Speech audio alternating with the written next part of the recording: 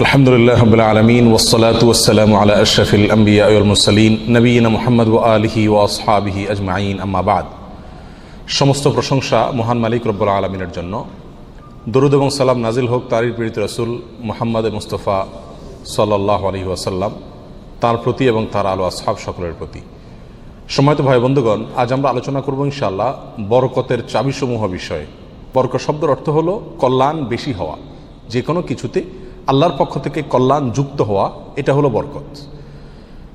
দুনিয়ার যে কোনো বস্তুতে যখন আল্লাহ সুবহানাহু ওয়া তাআলার পক্ষ থেকে কল্যাণ যুক্ত হয়, বিষয়টা যখন কল্যাণকর হয়ে যায়, উপকারী হয়ে যায়, তখন সেটা পরিমাণে অনেক অল্প হলেও আমাদের জন্য সেটা অনেক বেশি উপকার বয়ে আনে। অনেকে অনেক দীর্ঘ হায়াত পাইছেন, কিন্তু দীর্ঘ হায়াতে তেমন কিছু করার সুযোগ পান নাই, তার মানে জীবনে বরকত হয় নাই। অনেকে প্রচুর পরিমাণ সম্পদ কামাই করেছেন, কিন্তু সেই সম্পদ থেকে কোনো হিসাব খুঁজে পাচ্ছেন না যে কোথায় কি করলেন, বরকত নাই।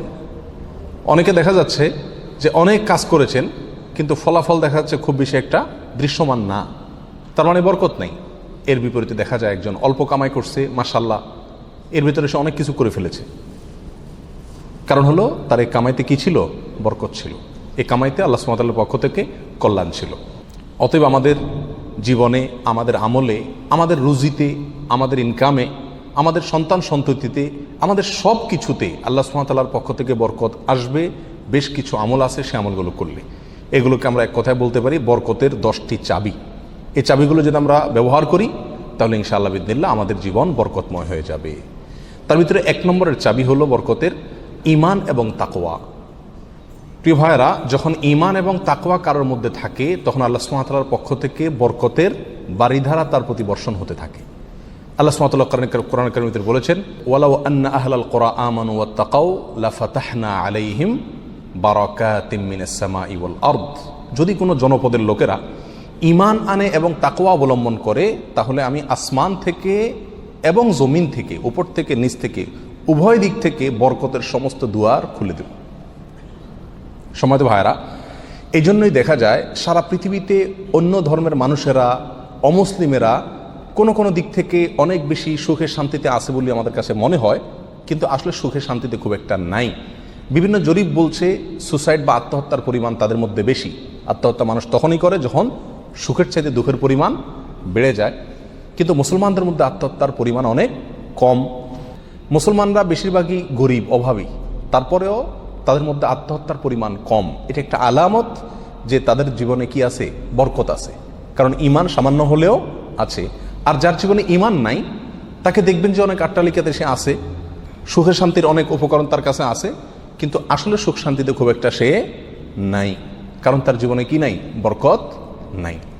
এই জন্য কেউ যদি ঈমান আনে আর তাকওয়া অবলম্বন করে, এই দুটি জিনিস যদি কারোর ভিতরে থাকে, তাহলে আল্লাহ সুবহানাহু ওয়া তাআলার ওয়াদা হলো আসমান এবং জমিন থেকে বরকতের সমস্ত দুয়ারগুলো তার জন্য কি করে দেওয়া হবে? খুলে দেওয়া হবে। এই জন্য ভাই, ঈমানকে খালেস করতে হবে শিরক থেকে, কুফরি থেকে, নেফাকি থেকে। শিরক, কুফর, নেফাক, এগুলো থেকে ঈমানকে পরিচ্ছন্ন করতে হবে আর তাকওয়া অবলম্বন করতে হবে। তাকওয়া কি? তাকওয়া হলো আল্লাহর ভয়ে যে কোনো হারাম কাজ থেকে বেঁচে থাকা। আল্লাহর ভয়ে যদি আমি হারাম কাজ থেকে বেঁচে থাকার মানসিকতা আমার ভিতরে থাকে, যার ভিতরে যত বেশি থাকবে, আল্লাহ সুবহানাহু ওয়া তাআলা তার জীবনকে তত বেশি বরকতময় করে দিবেন। বরকতের 2 নম্বর চাবি হলো যে কোনো কাজের শুরুতে বিসমিল্লাহ বলা। যে কোনো কাজের শুরুতে কি করা? বিসমিল্লাহ বলা। নবী আলাইহিস সালাম বলেছেন, তোমাদের মধ্যে কেউ যখন খানা শুরু করে এবং সে যদি বিসমিল্লাহ বলে, তো শয়তান তার সাথে ওই খাবারে যোগ দিতে পারে না, ভাগ বসাতে পারে না। যেটুকু আছে সেটুকু তার জন্য কল্যাণ বয়ে আনে, কল্যাণ করা হয় খাবার। অনুরূপভাবে কেউ যদি বাসা বাড়িতে প্রবেশ করে, বিসমিল্লাহ বলে ঢুকে, তাহলে সেই ঢোকার সময় তার সাথে কি হতে পারে না? শয়তান যোগ দিতে পারে না। অনুরূপভাবে প্রত্যেকটা কাজে বান্দা যখন ভালো কাজে যখন বিসমিল্লাহ বলে শুরু করে, তখন শয়তান সে কাজে আর অংশগ্রহণ করতে পারে না। আর শয়তান যখন ইন্টারফেয়ার করতে পারে না, তাহলে আল্লাহ সুবহানাহু ওয়া তাআলার পক্ষ থেকে সেখানে বরকত আসা খুবই সহজ হয়ে যায়, এটাই স্বাভাবিক। অতএব বিসমিল্লাহর পরিমাণ বেশি বলা। 3 নম্বর বরকতের চাবি হলো ভাই কোরআনে কারিমের সাথে সম্পৃক্ততা বাড়ানো।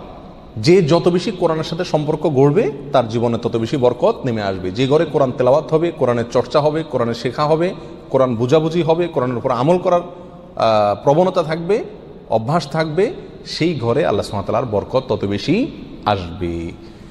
আল্লাহ সুবহানাহু ওয়া তাআলা কোরআন কারীমের ভিতরে বলেছেন, ওয়াহাদা কিতাবুন আনজালনাহু মুবারাক।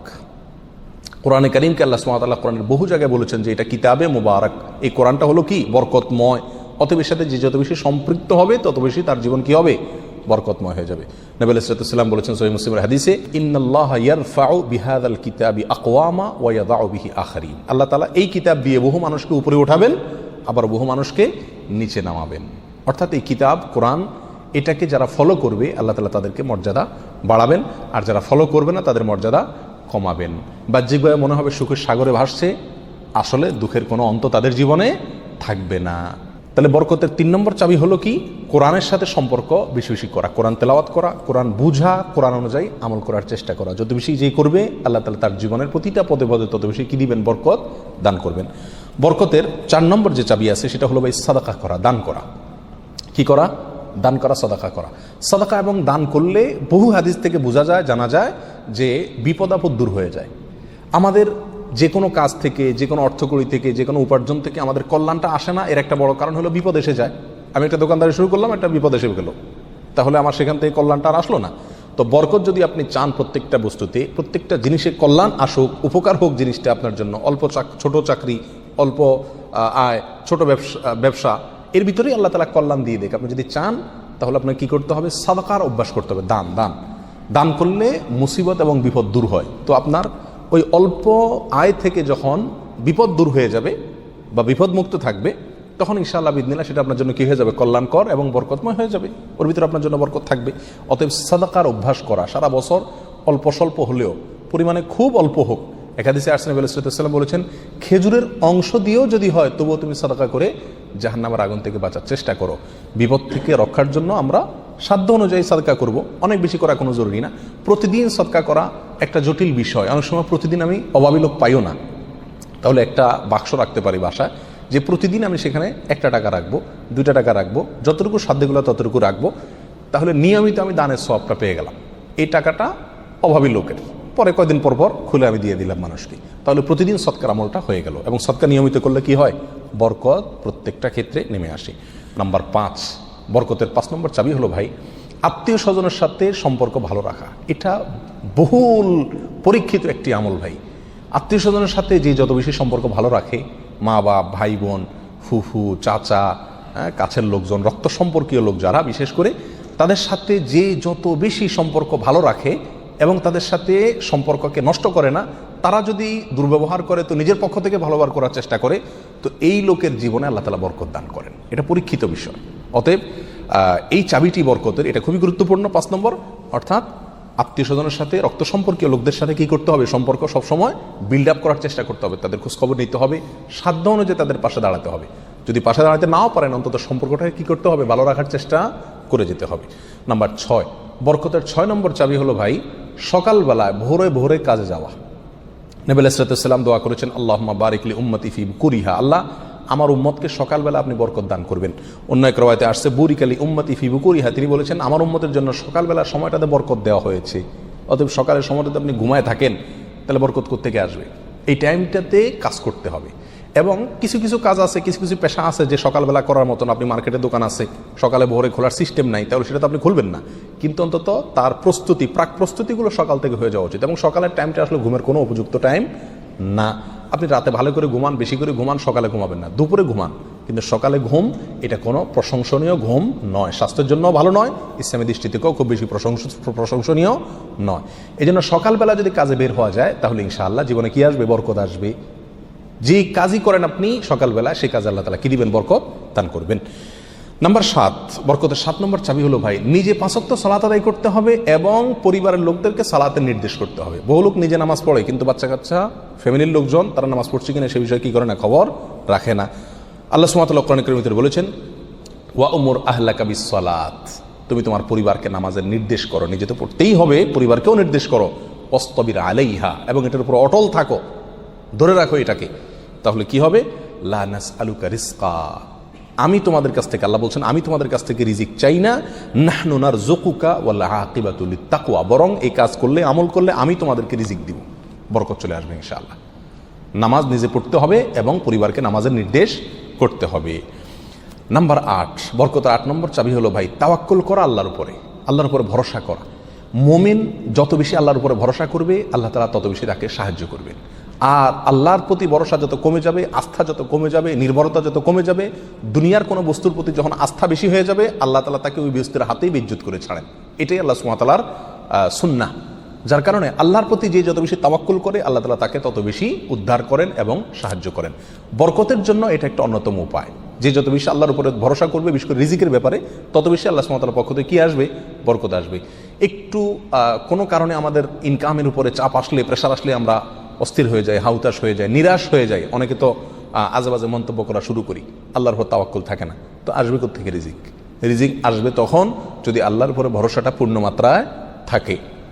নবী আলাইহিস সালাতু ওয়াস সালাম বলেছেন, লাউ তাওয়াক্কালতুম আলাল্লাহি হাক্কা তাওয়াক্কুলিহি, আল্লাহর প্রতি যেরকম ভরসা রাখা দরকার, যেরকম আস্থা রাখা দরকার, তোমরা যদি সেই মাপের আস্থা রাখতে পারো, নির্ভরতা আল্লাহর উপরে তোমরা রাখতে পারো, তাহলে কি হবে?